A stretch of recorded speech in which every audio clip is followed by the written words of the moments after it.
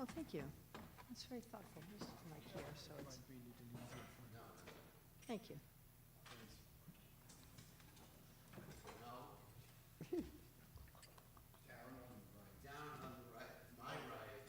I have my, I bring my own.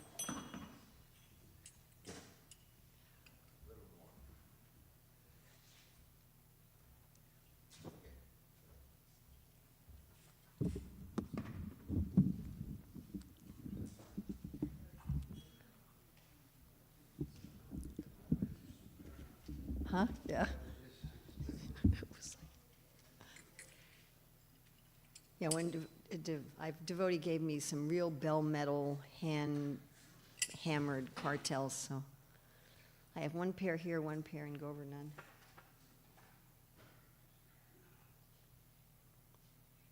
Sometimes I forget to bring them, but. Jaya Radha Madhava Kunja Bihari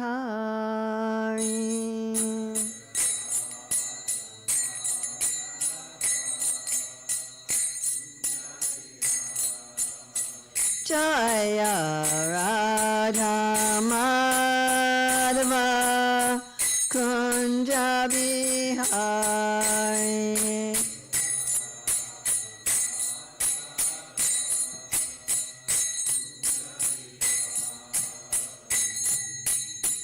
Gopi Jana Vallabha Girivardhari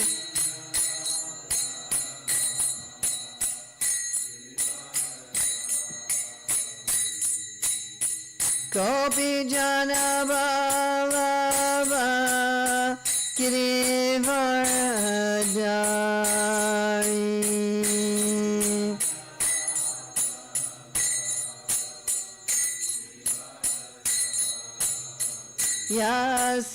Yasodanandana Brajajanaranjana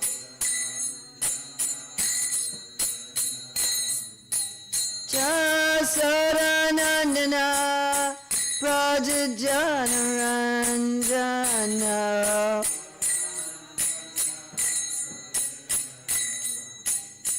Yamuna Tiravanachari Yamuna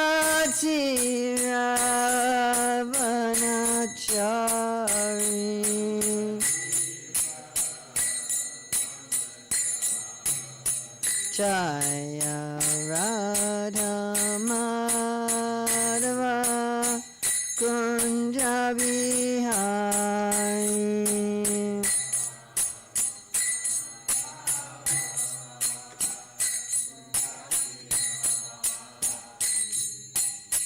Gopi Jana Vallabha Girivardhari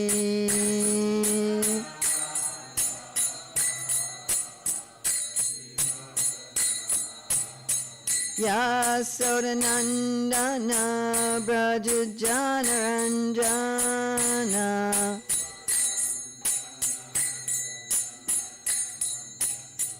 Yamuna Tiravanachari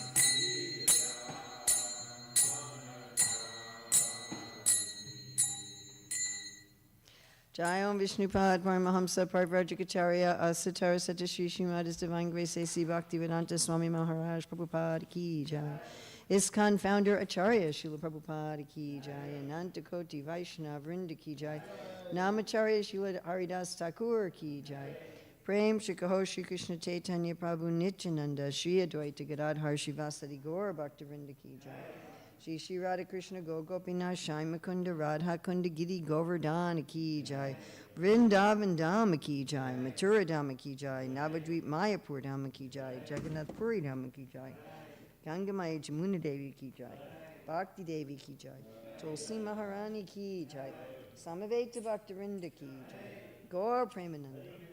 All glories to the assembled devotees. All glories to the assembled devotees. All glories to the assembled devotees. All glories to Sri Guru and Gauranga. All glories to Srila Prabhupada. Nama Om Vishnupadaya Krishna Prasthaya Bhutale Srimati Bhaktivedanta Swamini Namane.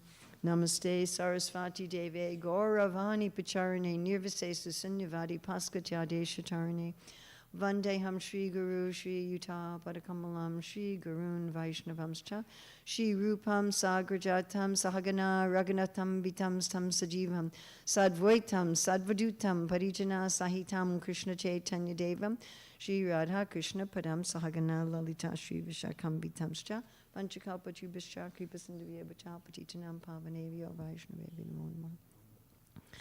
Om Namo Bhagavate Vasudevaya. Om Namo Bhagavate Vasudevaya. Om Namo Bhagavate Vasudevaya.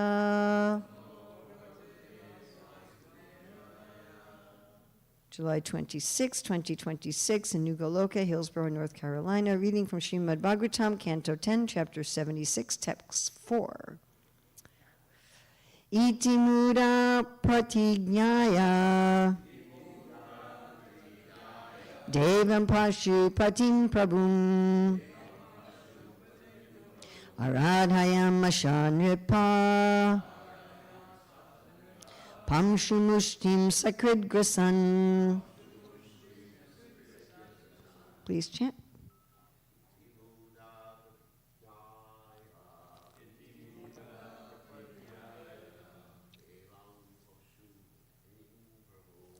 Devam Pashu Patim Prabhum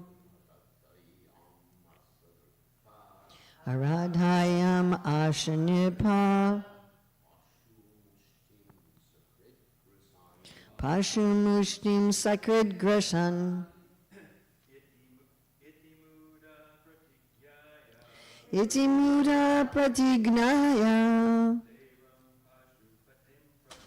Devam Pashu Patim Prabhum Aradayam Vashanirpa Pamshumushtim Sakrid Grasan.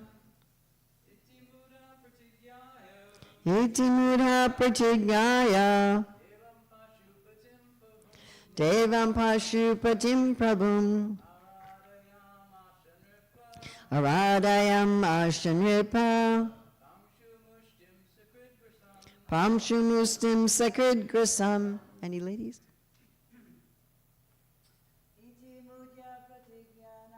Iti mudha pratignaya Devam Pashupatim Prabhum Aradayam Ashanripa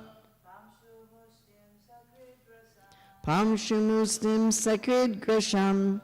Iti, with these words, Muda, the fool, Pratignaya, having vowed, Devam, the Lord, Pashupatim, Shiva, the protector of animal-like men, Prabhum, his master, Aradhayam Asha, worshipped, Nripa, the king, Pamshu, of dust, Mushtim, a handful, Sakrid, once daily, Grasan, eating. So this is about Shalva wanting to destroy Krishna and the Yadus. BBT translation: having thus made this vow to kill Krishna and the Yadus, the foolish king proceeded to worship Lord Pashupati, Shiva, as his deity by eating a handful of dust every day and nothing more.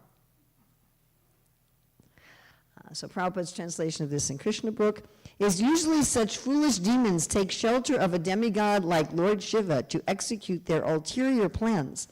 And so, in order to get strength, Shalva took refuge at the lotus feet of Lord Shiva. He underwent a severe type of austerity during which he would eat no more than a handful of ashes daily.